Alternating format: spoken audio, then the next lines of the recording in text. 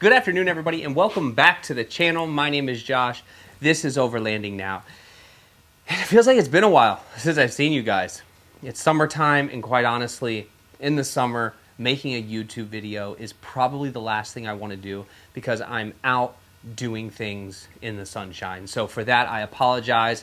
But if you've been here for a while, you know that the summer times are a complete drag. I really don't post much in the summer because I'm busy doing other things. And if you're new here, welcome to the channel. We would love to have you as a subscriber so you could come along for the adventures. I promise the content will start to pick up as the weather changes, and there will be more stuff coming out. I do have a whole list of videos that I plan to get done this week. That way I can get them out there and get them off my plate, but that is completely besides the point. Today what we are here to talk about is the Prinsu rack for the Subaru Outback Wilderness. I spent the last 2 days installing this, getting everything back perfect like it was before I started tearing into the vehicle. And today I want to talk to you about if I think this is a good rack for anybody. I want to tell you about the durability, what I've seen in the assembly process, and give you the information you need to possibly make the decision to purchase this rack from Prinsu. Disclaimer, I do not get paid by Prinsu. There's no affiliation to CBI Off-Road whatsoever, so I will give you the truth and the honesty and the way that I see it. And if you like that, awesome. If you don't, that's okay too.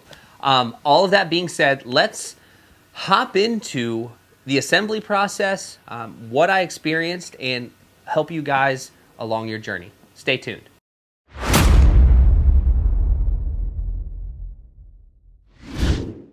Now, before we get going too far down the rabbit hole, what I want to say is that at the end of July, which is in just a week, I will be leaving for a solo trip to Tucson, Arizona, in that whole southwestern region with the Subaru Outback Wilderness. The reason I mention that is I would love to meet some of you guys. I would love to possibly hit a trail with you guys. I would love to maybe do some mountain biking. I plan to go out there to camp and chase down monsoons and get the picture of lightning that I have been trying to capture now for about 2 months. If you guys are into that and you'd like to hang out, please hit me up on either Instagram or leave a comment and how I can get in contact with you. I'd love to spend some time just meeting people and exploring new places and possibly chasing down some monsoons. Also, if you have not paid attention to the Instagram whatsoever, I would like you to follow Native Nomads Photo, and I'll put that underneath here. That is my photography outlet, and that is what I do that is completely outside of overlanding. It is a lot of fun for me to share that stuff, and I'd love to have anybody who's interested in photography, landscape photography, adventures of any kind to follow us over there as well. And our regular Instagram, Overlanding Now, I'll put that there. That's where you can reach us if you would like to hang out in Tucson. Okay, now let's get into it seriously this time.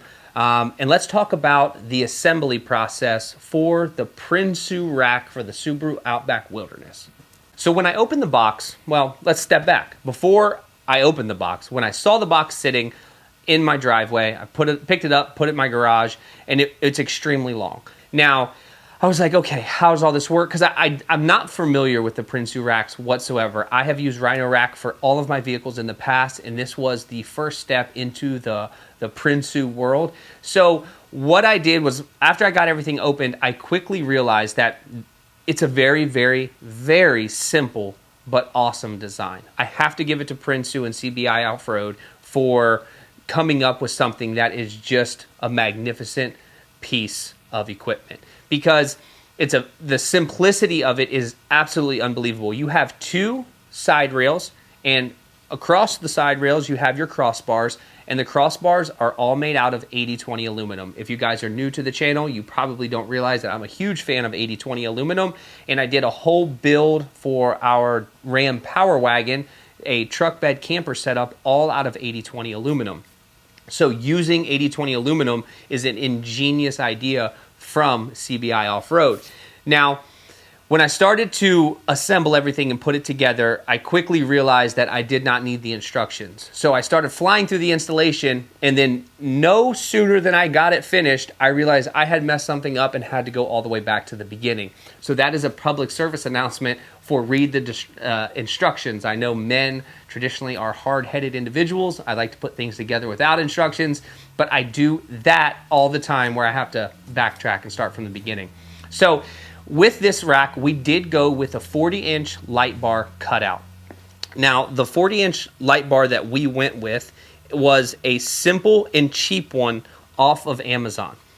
It is a 4-wheel drive King S540 light bar, and it is a flood and spot combo.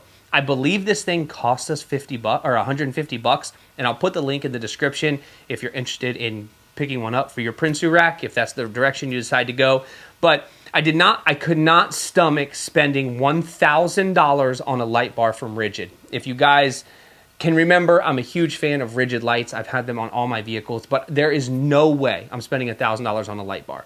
So I went with a much cheaper version. How that works out for me, who knows? I'll let you know, I'm sure, in an upcoming video. But I got the 40-inch light bar cut out because I do want additional light at the top. And all that did was just made the installation easier. After I got the first set of the aluminum extrusion connected, everything kind of held itself in place. And then it was just going right down the line and getting all the other pieces of the aluminum connected. Once I had that done, I realized I was able to, and what I would recommend is you take the time to situate your gear on top of the rack prior to putting it on your vehicle. I had that rack laying on the ground. I was able to put my roam box up there, my Max Tracks, and kind of get things configured before I put it on top of the vehicle. That way, once it's up there, I'm not trying to like lift things up there, check and see if it fits, take it down, move the crossbars. I was able to do everything on the ground, and that made things so much easier. So when I did go to put it on the vehicle, everything was ready for me to just bolt or attach all of the different pieces of gear that I plan to have on the Prinsu rack. So let's talk about the install of the rack. I'm not even going to get into what it takes to get the crossbars off of the vehicle yet, but the install of the rack itself. The plus nuts that they provided worked flawlessly. All the spacing was absolutely perfect. The directions made everything super simple, and it's not an extremely heavy piece. So my wife and I were able to pick it up, put it on top of the vehicle. I picked it up and put it on top of the vehicle first myself, but then I kind of dropped it a little bit, and I didn't want to mess up the roof any more than I already had.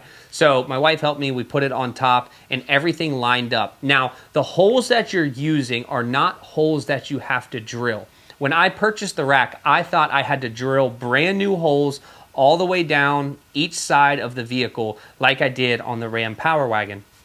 And that turned out not to be the case. When you get your factory crossbars off, all of those holes are the holes you use. All you have to do is bore them out to 3/8. So you grab a 3/8 bit, you put a little bit of drilling oil on that bit, and it takes 2 seconds per one. Just be careful you don't press it down too far, because there is an airbag and there's electrical components that run through there that you don't want to hit if you can avoid it. So once you get those bored out to 3/8, you take your your plus nuts, you put your plus nuts in, you tighten everything down. Now, I did use a drill for this. Now, I only used a drill to tighten the plus nuts up. Once I got to the point where they were tight, I stopped using the drill and I used a wrench the rest of the way because I wanted to know physically how tight they were. I didn't want to mechanically tighten them and possibly over tighten them and pop them out, and then I would have to start from square one on trying to get something else to fit there. The spacers that you put underneath the rack to keep the rack from touching the roof of the vehicle worked perfectly. Everything lined up well. Everything was so simple. That was the easiest part of this entire deal. Assembling it and installing the rack, physically attaching it to the vehicle, were absolutely super simple. Dropping your headliner is an extreme pain. It sucked. It just sucked. And I know some people might say that it didn't suck that bad. It sucks. Because you have to take so much plastic off the vehicle. You have to drop your headliner down. All those plastic clips they're not rigid. They're not really sturdy. They work well, but you're taking all of these off one by one and trying to get that headliner situated. I did put some creases in my headliner because I was pulling on it and trying to get it around the plastic so I could reach my hand in.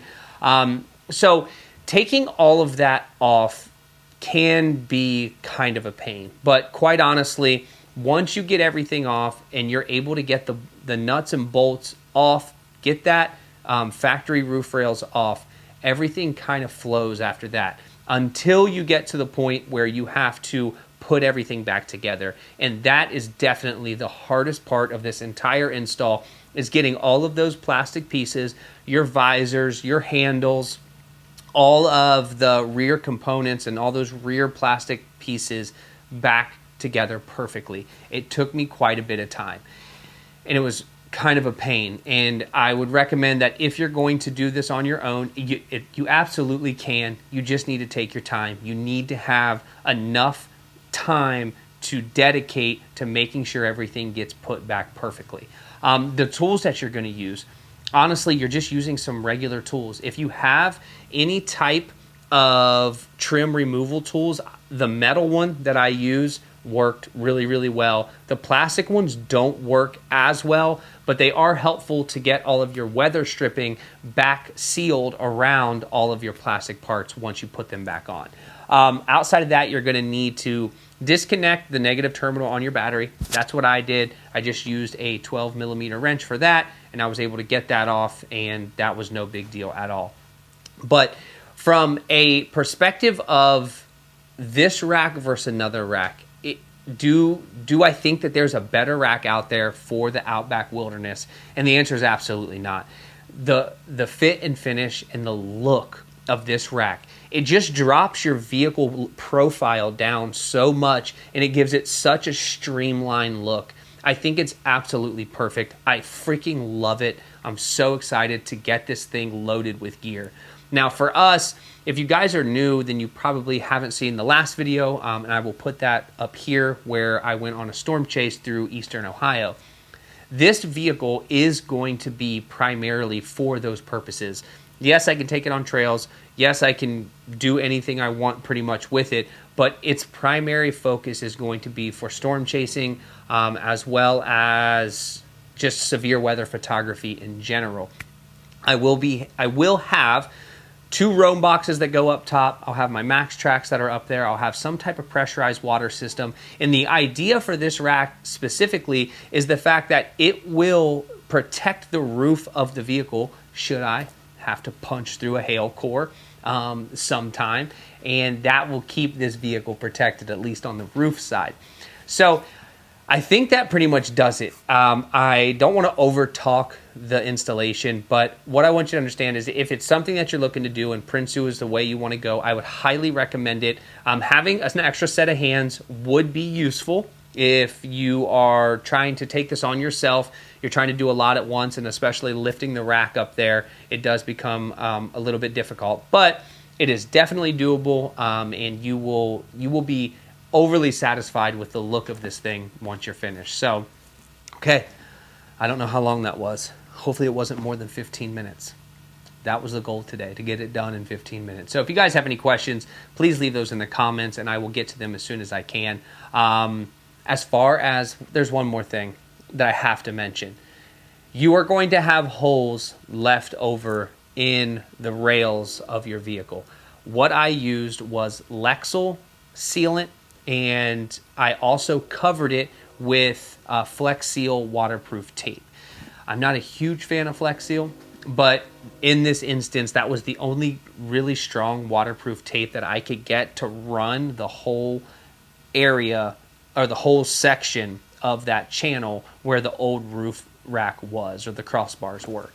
So I used that for sealant, Lexol for sealant, and I'll put the link in the description for that. And I also used the Flex Tape waterproof tape to cover all the holes and to cover that whole entire channel, just to make sure everything's nice and solid. And the last thing I need is to be chasing a storm somewhere in the United States, and I got water coming in through the vehicle. So I probably took it a little bit too far, but hey, that's what it is. So again, thank you. Subscribe to the channel if you haven't already so you can come along for more adventures, and we will see you guys on the next one.